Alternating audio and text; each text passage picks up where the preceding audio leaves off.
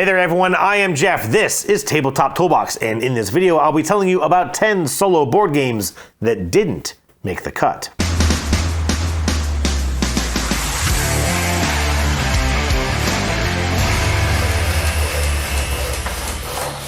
Hey there everyone, welcome back to the channel. Thank you so much for joining me here on Tabletop Toolbox. Last week I put out a video of 10 more great solo games that I have enjoyed playing in the past couple of years. That was a video that I was sort of eyeing to put out for quite a while, but because I just don't play that many solo games, it took me a while to get a good list put together. However, at the end of that video I kind of teased that I'd be producing another video of 10 games that didn't make the cut. Now I want to kind of keep this a little lighthearted, a little on the fun side if you will, and I've actually split this list into two. So I have 5 games that didn't make the list because I just didn't really enjoy them, but I also have 5 games that didn't make the list because I just haven't gotten to check them out. So I'm going to go ahead and get through the ones first that I didn't really enjoy that much, and this is another blend of slightly older and more recent titles as well. And I'm not going to go through all the fancy charts and the breakdown. I'm going to try and keep this kind of straightforward and short and sweet. Up first though is Andromedas Edge, my number 5. This is from Luke and Maximus Laurie, published by Cardboard Alchemy. Now, I have a video out here on the channel about Andromeda's Edge and really about the things that just didn't really click with me with that game, and I'm not going to get into that in this video. You are certainly welcome to go and check that one out and add your own downvote. That's fine. However, from the solo aspect of this game, it just didn't really click with me because one of the criteria that I have for solo games is, does it feel the same for you, the solo player, as it does when you're playing it competitively? And in Andromeda's Edge, the solo player, which I believe is called Unity, does have a separate set of rules. It does act differently throughout that game. It has unique rules for how it attacks and how it's able to sort of move around in ways that a player cannot do. And of course, it also doesn't pay for a lot of its actions. It gets to do a lot of things for free, which we do typically see in a lot of solo games, and it's probably a good thing that you're not trying to manage all those resources for the AI. But throughout that game, I just felt like I was not having the same experience. It was a little frustrating to see the solo bot doing things that I couldn't do, and even as I was getting through it, I realized that I was kind of making some mistakes, and I wasn't even doing everything that it should be able to do, and I probably should have had a worse time of it than I did. Anyways, that's why Andromeda's Edge didn't quite make the list. Up next is the Elder Scrolls V Skyrim, the adventure game. This is from a long list of designers and is published by Modiphius. Now, I'm a big fan of Skyrim, even though it's not really in my wheelhouse, if you will. That whole sort of fantasy story is not typically something I'm very interested in, but I've always had a good love of the Elder Scrolls, at least ever since I checked out Oblivion, which of course was just the 4th in that series. I did check out Morrowind a little bit, but didn't really have a chance to get into that one. Anyways, Skyrim is a fairly big, sprawling board game, and what it does try to do, to its credit, is incorporate as much of Skyrim into its play as you can. And so you have a character board in which you're trying to manage your stats of health and stamina and magic. You're trying to get, wardrobe upgrades, get weapon upgrades. You can even learn magic spells and sort of have those in your wheelhouse. You have some ability to sort of change out some of these things as you play, but you do not have that large, let's be honest, unrealistic inventory that you have in the Skyrim video game. And I think the biggest thing with this game is that there was just so much to manage. The rules are not beautifully written, if we're being honest, and it really does raise a lot of questions as you start getting into some of these specific combat matches. You're trying to figure out, well, how can I, real quick swap over to a magic spell and try and use something to my advantage, only to find out that you really can't, even though you can in the video game. Also, in the video game of Skyrim and in all these sort of Elder Scrolls games, there are a ton of different skills and abilities that you acquire throughout the game. And to their credit, again, they tried to get all of that into the board game, but you kind of quickly find out that a lot of those skills didn't really do that much for you. You're going through all that effort to try and gain them. You were trying to kind of say, well, hey, this is how I like to play the video game, so I'm going to try and grab those same skills in the board game, only to find out that you so rarely get to really use it, or the way that you get to use it doesn't really feel as fulfilling, doesn't have as much impact on your play as it does in the video game. honestly, I found the longer that I played Skyrim, the board game, the more that it made me just want to go back to my Xbox and play, play the video game, which I did actually do. I have not gone back to this. I will say that I do like this sort of card-driven adventure mode where, you sort of resolve a card and that lets you draw the next card, maybe continue the story. Although I did find that when it comes to the main story of that game, there's only a couple of ways that you can kind of, there's sort of a couple of branching stories because it is meant to be a cooperative game, but you don't really get to explore those different avenues in the solo game. And I'll actually kind of tell you, hey, look, start with this particular card, depending on, how many players you have.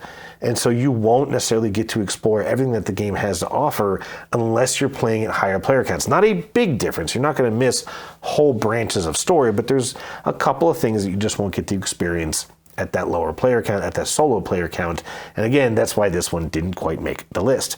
Number 3 here is the Imperium line of games. This is from David Turczi and Nigel Buckle, published by Osprey Games. And I'm including the Classics, Legends, and Horizon games in this list. Each of these are sort of standalone versions of more or less the same game. These are civilization games where each player will have a deck of cards specific to their faction.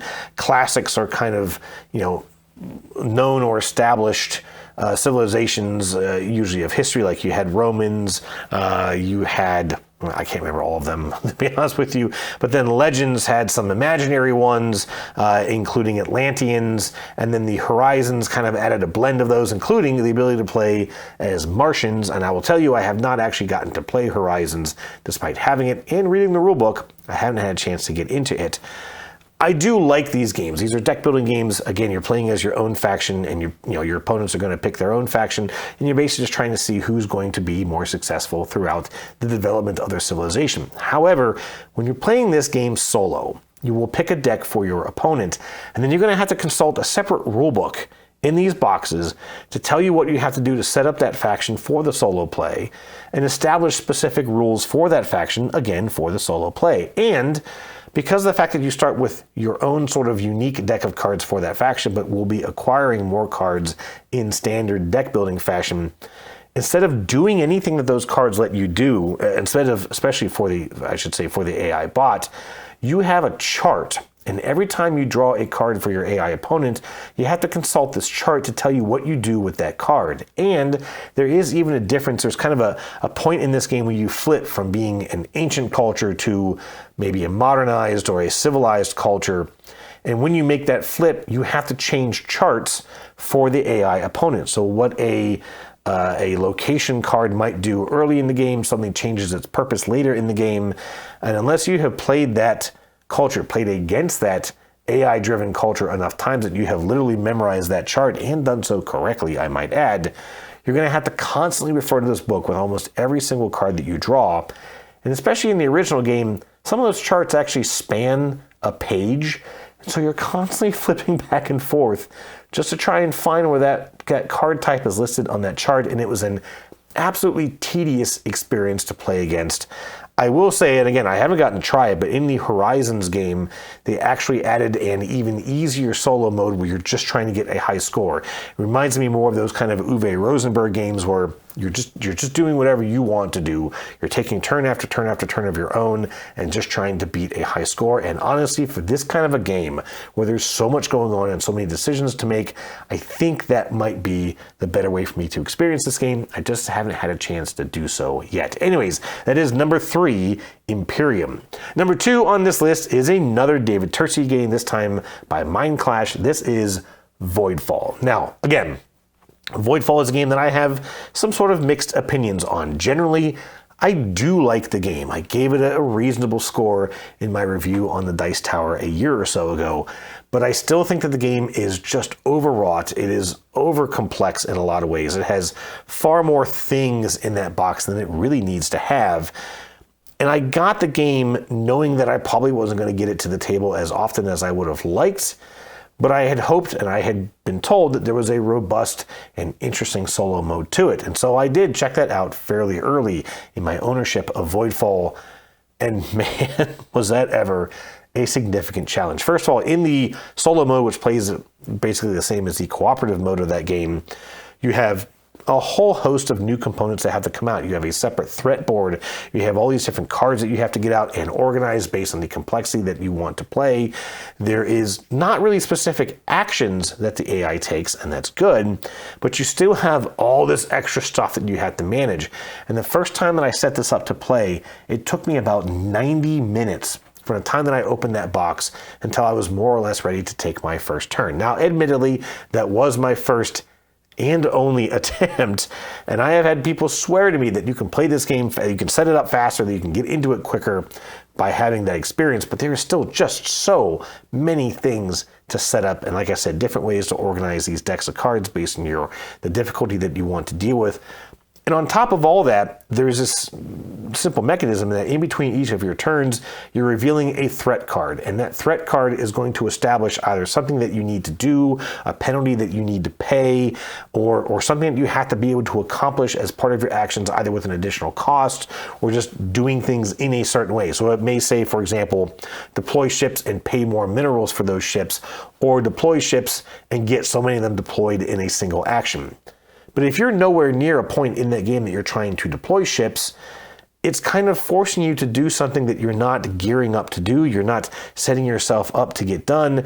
And you can sort of ignore that challenge and let it sit on this threat board, but then that increases the strength of the Voidborn opponents. It increases upkeep costs that you have to pay in between rounds, and becomes a bigger problem for you to deal with.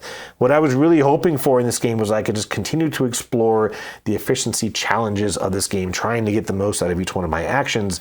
But instead, what it does is throw at you a bunch of unique and additional challenges that are not part of the regular game. And so again, for me, it is not the same experience to play this solo as it is to play it competitively, and it just did not click with me at all. Therefore, putting it at number 2 on this list, Voidfall. And number 1 of the games that just didn't quite make the list because I didn't really enjoy the solo experience that much is SETI, Search for Extraterrestrial Intelligence. Now, let me say this real quick. This game came out just late last year, and I really, really enjoy the game of SETI. I think it is a fantastic competitive experience. I really like this. Another one of these efficiency puzzles where you're trying to make the most out of the fewest resources you seem to always have on hand. A game where you can really put yourself in a bind if you do things in the wrong order, but if you really kind of look at everything that you have available to you, you might find a unique path that lets you get far more done with the same resources that you have in front of you. And so, of course, I very quickly found myself wanting to try out the solo game just so I could play with the puzzle of this game even more. Now, in the solo game of SETI, you have 5 different challenges, 5 different levels of difficulty that you can play with. And in the 2, or I should say 2nd through 5th level of that challenge, you have these tiles that come out, and they are literally challenge tiles that you have to try and get through. And it does the same thing that Voidfall does. It will say, try to land a probe on a certain planet, or try to scan and get so many data modules in a particular action. And you have a little bit of time to get those done, but not quite as much time as you would like to, as they're constantly cycling back out into play. And so again, you're going to find yourself taxed with trying to do something that maybe at that particular point you're not working towards, or maybe you haven't really built yourself up an engine that lets you effectively do that. And so if you suddenly have to change gears and get a probe launch when you haven't really improved your ability to launch probes, you always have the ability, but there are ways to improve the action that you're taking in this game. If you haven't set yourself up to do that in a way that lets you kind of do it quickly, that might be a very, very expensive action, which again knocks you out of several other actions you were going to try to accomplish in that round. And so again, I kind of had this feeling that I just wasn't playing the same game, that I was being forced into playing it the way that the AI bot was telling me to play, and that's certainly not what I want to do in a solo experience. I did go back and play this on the easiest mode of play, which does not provide those challenge tiles. But then it wasn't really a fulfilling challenge. It was a very, very easy game to play. Although I do still feel like the AI in this game, in SETI, does not play fair at all. For one thing, they get to scan way more often than an opponent player does, which lets them trigger off their supercomputer on their player board way more often than you, the player, can. And so it is just an overall frustrating experience. You will always kind of feel like you're behind the curve. but then you will often get to score a bunch of endgame points that the AI doesn't, and will typically put you back in the lead at the very end of the game. So like I said, I love SETI, just not really the solo experience that I was looking for. Okay, so the next 5 games that I'll get through fairly quickly are games that didn't make the list because I simply haven't gotten to try them out, at least in a solo aspect yet. So I'll get through these kind of quick. First on this list, number 5, is Excavation Earth. This is another David Turczi game, this time from Mighty Boards. I have Excavation Earth and all the expansions sitting just off of frame here to my left, and it's all still in shrink. I haven't even gotten to open it. I played the game many years ago at the Dice Tower Retreat, and I did like the game. There was a little bit of a scoring system I thought was a little weird in this kind of spreadsheet thing that you're filling in with these cubes. Anyways, I won't get into that. But I did like the game, and I have heard that it has a pretty good solo mode. I just have not been willing to venture back into that rulebook because I remember at the retreat it was quite a difficult game to learn. But someday, I keep telling myself, I'm going to break it out and I will check this game out solo. Excavation Earth, number 5. Number 4 is Deep Shelf. This is designed by Richard Keene and self-published under the title of Ninth Haven Games. Now, Richard has one other game to his credit that is one of my favorite games of all times. That is Dinogenics. That game actually made my top 10 solo games list back in 2021, and it is still one of my favorite games to play solo. I haven't played it in a while, if I'm honest. But Deep Shelf is a much more recent title that started to deliver to Kickstarter backers just last year, and it is a wildly different game from Dinogenics. In fact, if anything, it reminds me more of Voidfall in the way that it plays, in that you've got action cards that you get to play. You only have so many of them at a time, and you will always have one sort of locked up in between your turns.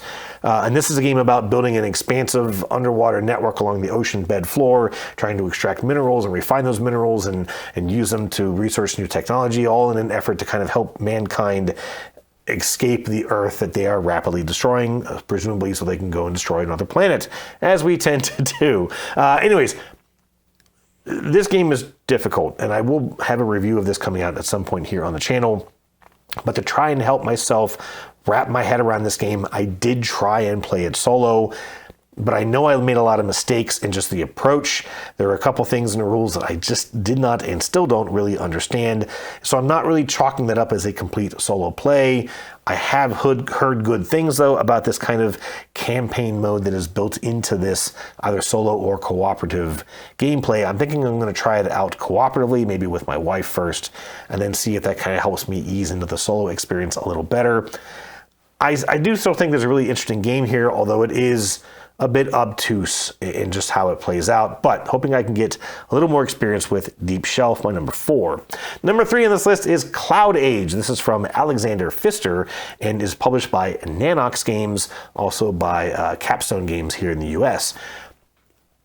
This game is very different from a lot of Pfister's lineups like Maracaibo and Great Western Trail and Great Western Trail and Great Western Trail. I think there's another Great Western Trail. And those are all these kind of, circular track boards. You're just kind of going around and around and you're trying to do different things or maybe more things each time around. They just haven't really clicked with me. But I did get to play Cloudage with a friend of mine actually right here in this room, and I really did have a good experience with this. It's this kind of unique dystopian trip across this sort of post-apocalyptic, maybe Earth or some other planet, I'm not really sure.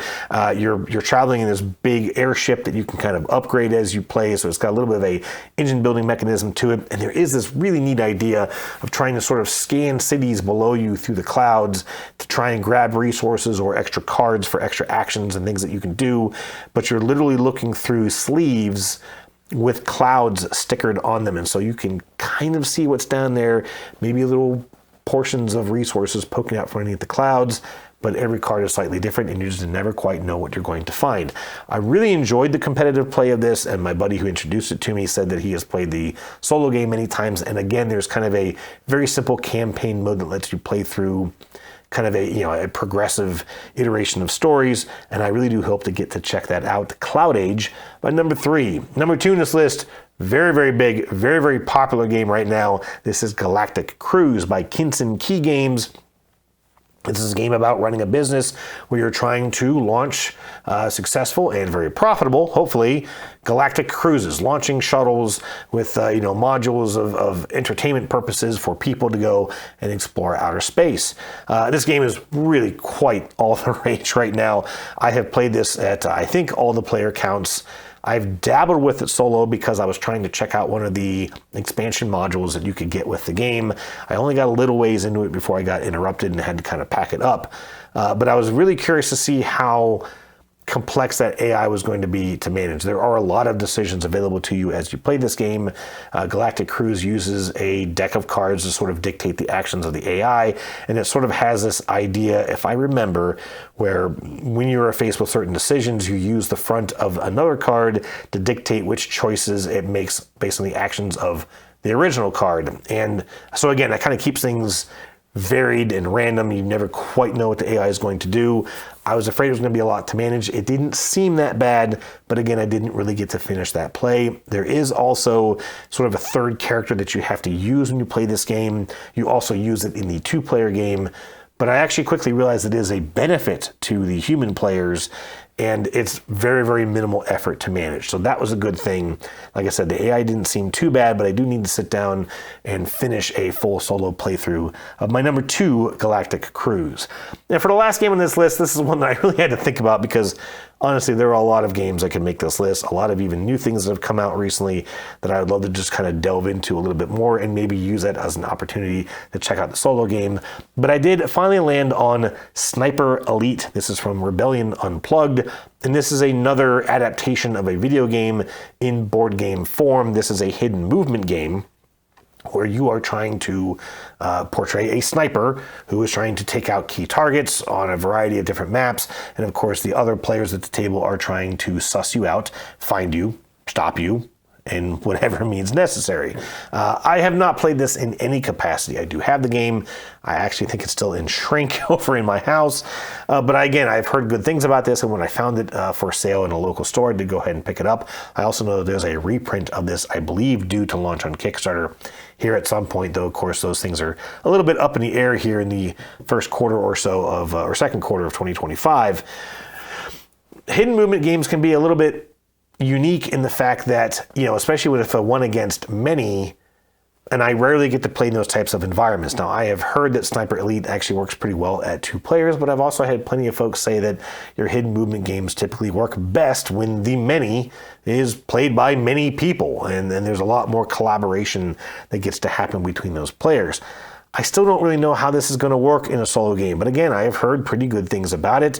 I have gotten to play this video game. I thought it was pretty interesting, and I would certainly not mind getting to delve into that a little bit in board game form. I'm a little concerned that it might end up being the same thing as Skyrim in that it just doesn't quite feel as fulfilling, maybe a bit more random perhaps, and it may just kind of push me to go back to the video game. I'm not really sure, but I am still pretty eager to check this out, and I swear at some point I will crack this box open and try it. Anyways, hey folks, that was a list of 10 games that didn't quite make the cut for my top, another 10 great solo games video from last week. Thank you so much for checking this out. Thanks for stopping by.